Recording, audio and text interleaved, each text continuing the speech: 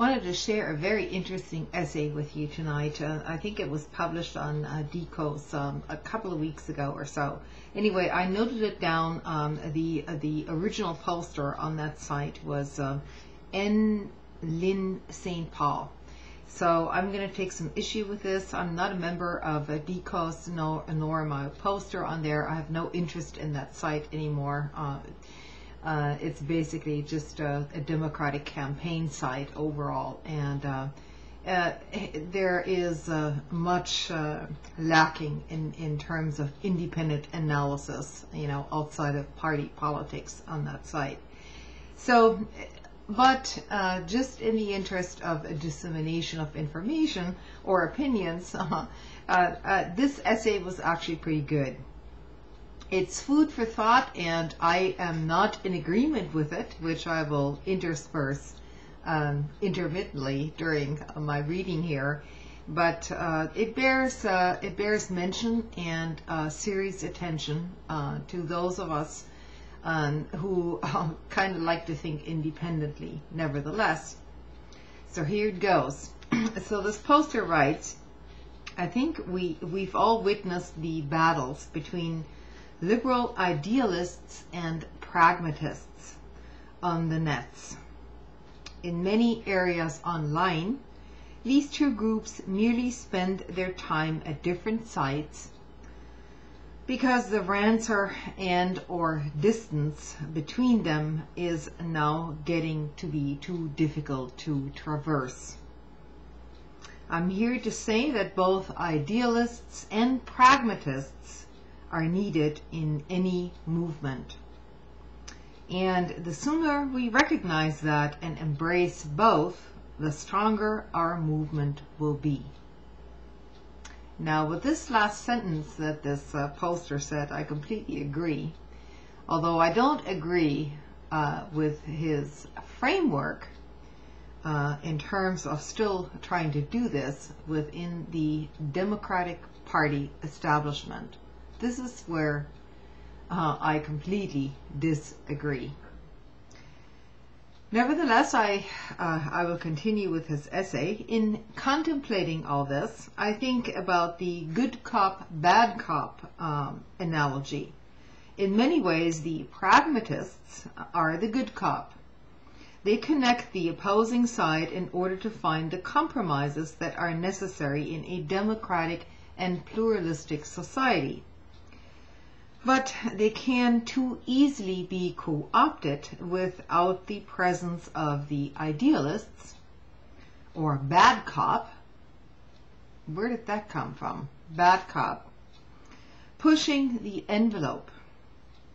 As an example, most historians will tell you that Martin Luther King non-violence resistance movement would not have been as effective as it ultimately was without the more strident efforts of people like Malcolm X and the Black Panthers, which is a historical truth, by the way.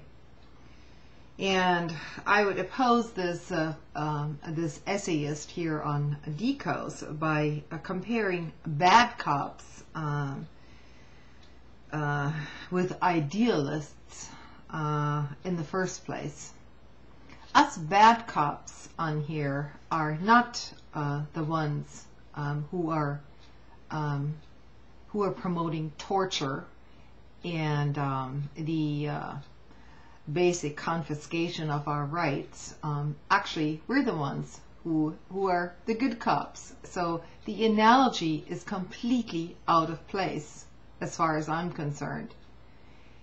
The pragmatists are going along with the torture programs and the taking continuous status quo of taking away of our liberties. That's the good cop, in your opinion. So, it's a long essay. Radical leftists fulfill a role. We can, and he calls himself a radical leftist, funnily enough, we can make the proposals of liberal leftists look appealing to moderates. We spout revolution, they offer reform. Nobody on here in our circle espousing any kind of violent revolution. What we are against is Dick Cheney and their like appearing on television stations 24/7 after the goddamn election, and an elected president and Congress who basically sees nothing wrong with it. That's what we're against. So, you know, there isn't any imminent violent revolution taking place in the streets of America to begin with. So, not even amongst idealists.